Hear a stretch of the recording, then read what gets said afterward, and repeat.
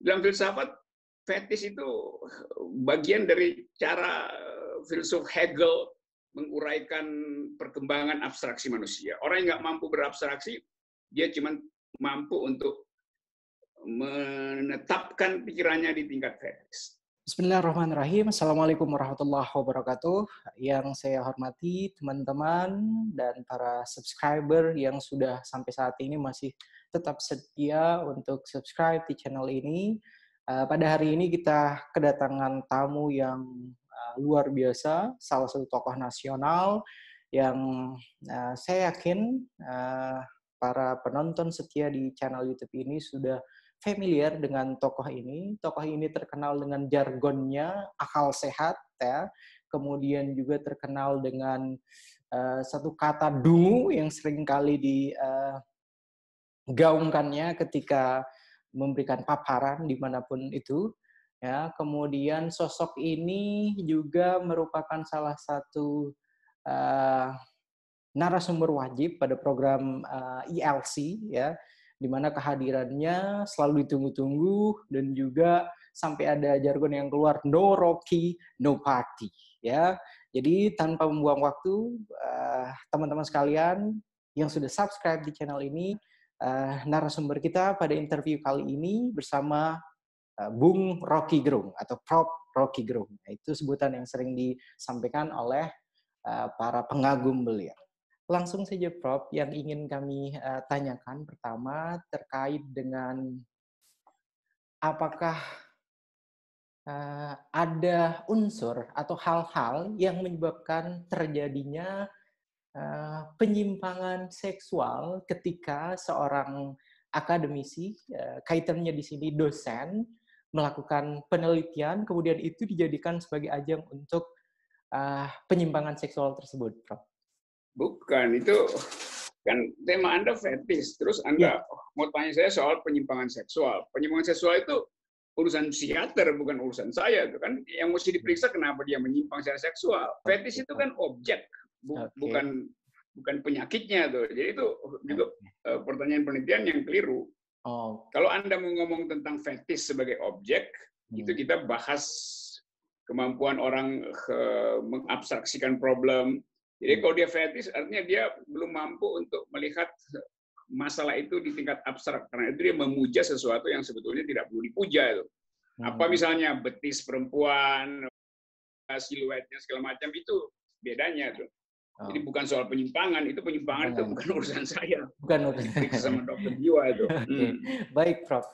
Kemudian dari sisi filosofisnya, sebenarnya kegiatan penelitian itu yang hakikatnya seperti apa, Prof? Sehingga tidak kemudian terjadi ada fetish di dalamnya, Prof. Meneliti itu artinya memulai dengan yang disebut teorema. Jadi penelitian dituntun oleh teorema. Teorema itu bukan teori, beda ya. Teorema artinya inti dari soal itu sudah diuraikan di kepala dalam bentuk kausalitas terutama. Dalam bentuk kontekstualitas. Jadi dia udah selesai dulu di kepala tuh. Itu namanya heuristik. Heuristik artinya peralatan sementara yang ada di kepala sebelum metodenya dibuat secara detail gitu. Jadi pertanyaannya heuristiknya udah selesai belum? Nah, kalau orang mau belajar fisika misalnya, orang nggak perlu belajar seluruh sejarah fisika yang bertumbuh dan berubah-ubah setiap kali ada satu momen di dalam penelitian. Fisikawan itu bertumpu pada konsep dasar, misalnya gravitasi, misalnya sebab akibat. Jadi ada konsep dasar. Nah, penelitian ilmu sosial pun begitu, sama aja, karena dia mesti mulai dengan konsep dasar. Sekarang fetish itu konsep dasarnya apa itu? Orang antropologi punya konsep lain tentang fetish. Psikologi menganggap fetish itu adalah kecenderungan pikiran kita untuk mengepung sesuatu sebelum kita tahu apa isinya tuh. Nah, itu yang namanya fetish. Dalam filsafat, fetish itu bagian dari cara filsuf Hegel menguraikan perkembangan abstraksi manusia. Orang yang nggak mampu berabstraksi, dia cuma mampu untuk menetapkan pikirannya di tingkat fetish. Jadi sekedar memuja. Kan fetish artinya sesuatu yang sifatnya adalah benda, materi, diberi seolah-olah bernyawa. Karena dia bernyawa, maka dia dipuja, itu fetis. Nah, lawan dari fetis adalah reifikasi. Dalam Marxisme, reifikasi justru kegiatan terbalik. Sesuatu yang bersifat mental dijadikan material, itu reifikasi, lawan dari fetisisasi kan. Itu soalnya tuh. Jadi sesuatu di reifikasi datang dari kata res artinya thing. Sama asal katanya sama dari republik, artinya thing, hal-hal. Jadi hal yang sifatnya mental diubah menjadi material, itu namanya reifikasi. Prosesnya adalah reifikasi itu. Fetis sebaliknya, hal yang sifatnya psikis, yang sifatnya mental diubah jadi benda, maka dipuja gitu kan.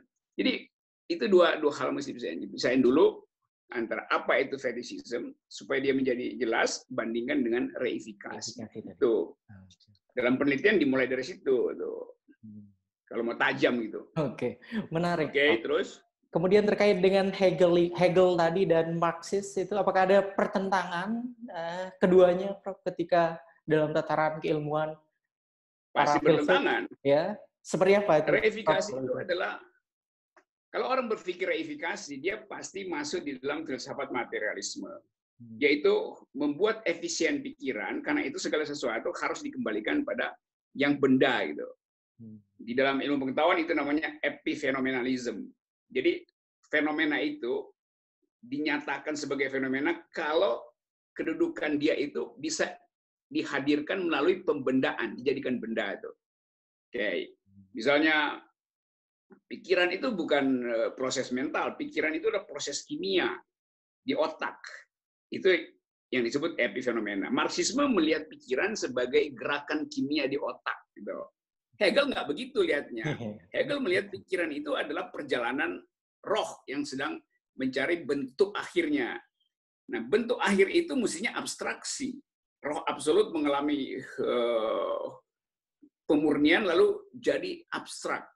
Nah, orang yang gagal mencapai abstraksi, dia nggak punya peralatan untuk memikirkan yang total, maka dia pergi pada pemujaan. Nah, pemujaan itu yang disebut oleh Hegel fetishism di dalam pemikiran Hegelian. Jadi beda dengan Marx. Oke, Prof. Kemudian kaitannya dengan Jarik itu, Prof. Mungkin Prof mengikuti. Dengan apa?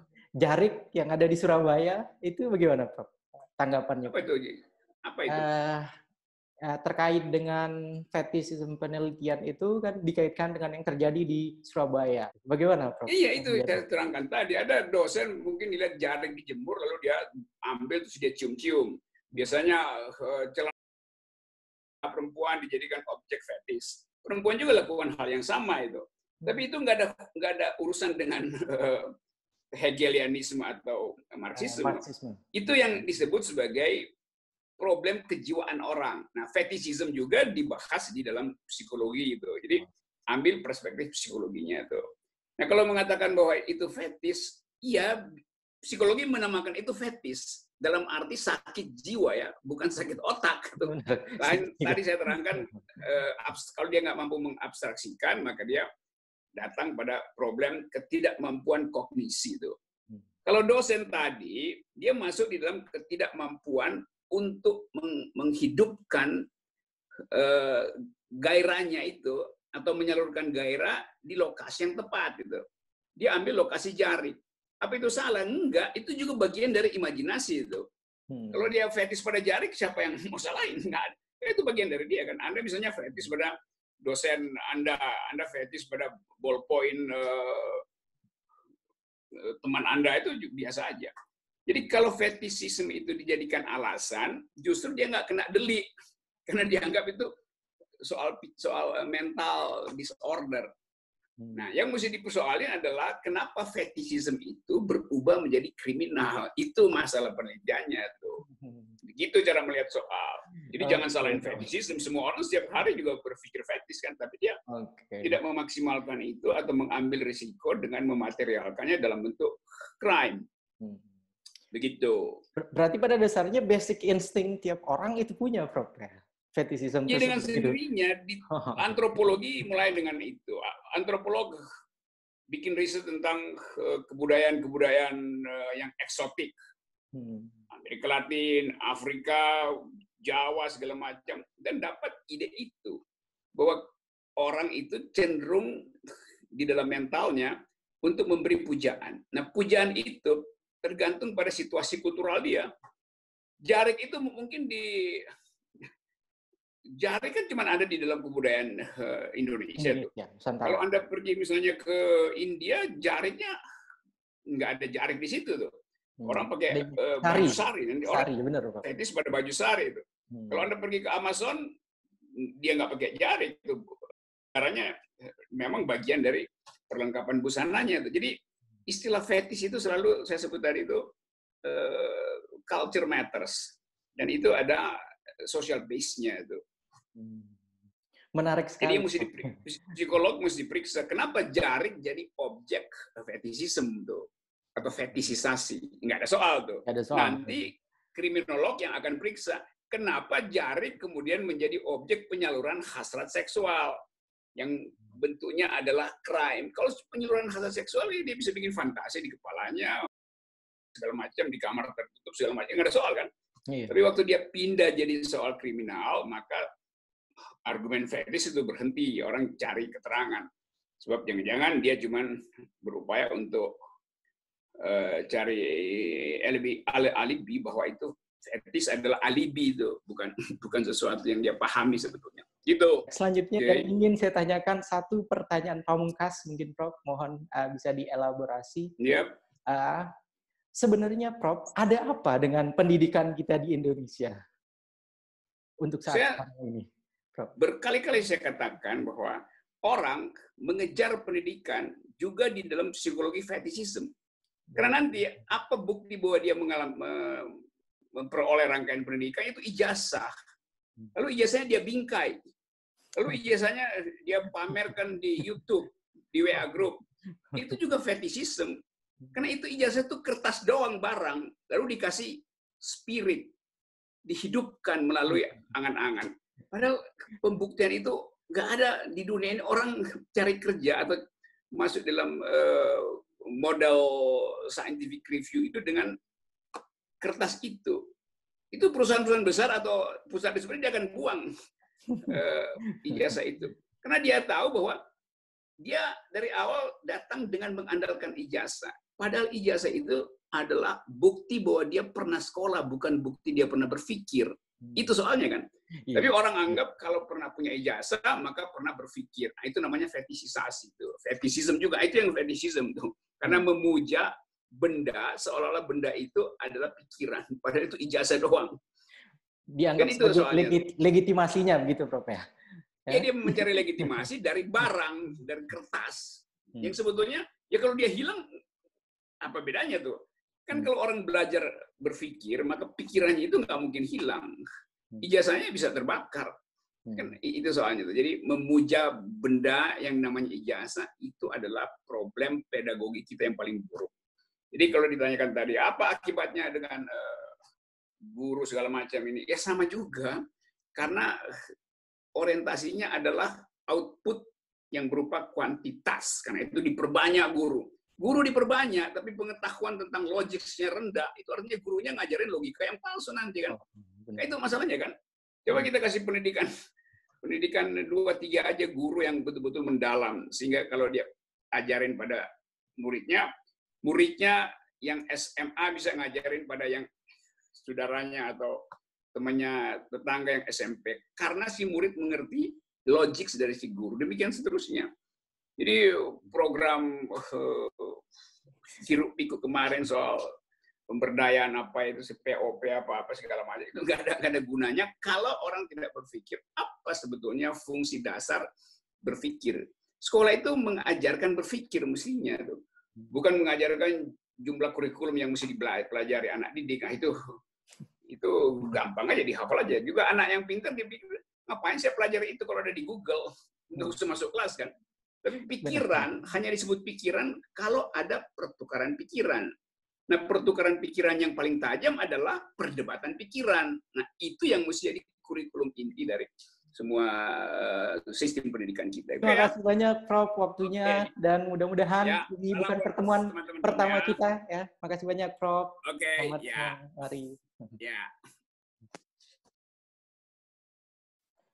Oke, terima kasih banyak sudah menonton video ini sampai akhir. Mudah-mudahan apa yang dipaparkan oleh Bung Rocky Gerung tadi itu dapat memberikan wawasan terkait dengan fetish ya. Tadi sudah disampaikan ada pandangan dari Hegel, kemudian ada Marxisme ya, ada fetish, kemudian ada reifikasi ya, dan kesemuanya itu merupakan hal-hal yang wajib diketahui sebelum nantinya kita akan membahas tentang sesuatu yang sedang in atau sesuatu yang sedang berkembang belakangan ini. Jadi dalam perspektif Prof. Rocky Gerung tadi itu disampaikan bahwasanya fetish itu pada hakikatnya pemujaan. Jadi setiap orang dalam dirinya itu sebenarnya ada potensi untuk melakukan fetish ya, tapi fetish dalam tanda kutip di sini misalnya pemujaan tadi dicontohkan oleh Prof.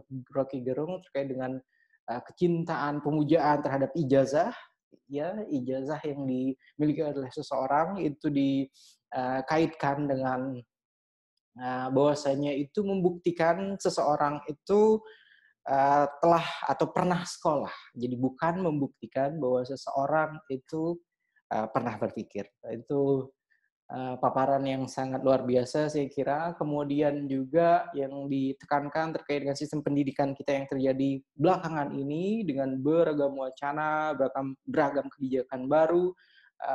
Bung Rocky Gerung memaparkan bahwasanya yang kita butuhkan sebenarnya itu bukan pada kuantitas ya. Jadi bukan pada hiruk pikuk terkait dengan beragam kurikulum yang terus-menerus menjadi perdebatan, akan tetapi pada kualitas. Ya, Prof. Rocky Gerung tadi memberikan solusi, kita pilih misalnya 1 atau 2 guru yang berkualitas, sehingga ketika nantinya akan mengajar siswa-siswi di SMA, misalnya nanti akan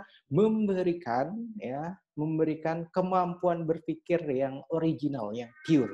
Jadi bukan kemampuan berpikir palsu. Itu saja, terima kasih sudah menonton video ini sampai akhir. Jangan lupa untuk subscribe, like, share, komen, dan bunyikan loncengnya untuk membantu kami terus mengembangkan channel ini. Dan kedepannya kami akan memberikan tamu-tamu yang luar biasa, tamu-tamu yang bisa memberikan satu perspektif berbeda tentang suatu hal yang sedang happening atau sedang viral. Itu saja yang bisa saya sampaikan pada hari ini. Dan saya akhiri dengan Assalamualaikum warahmatullahi wabarakatuh.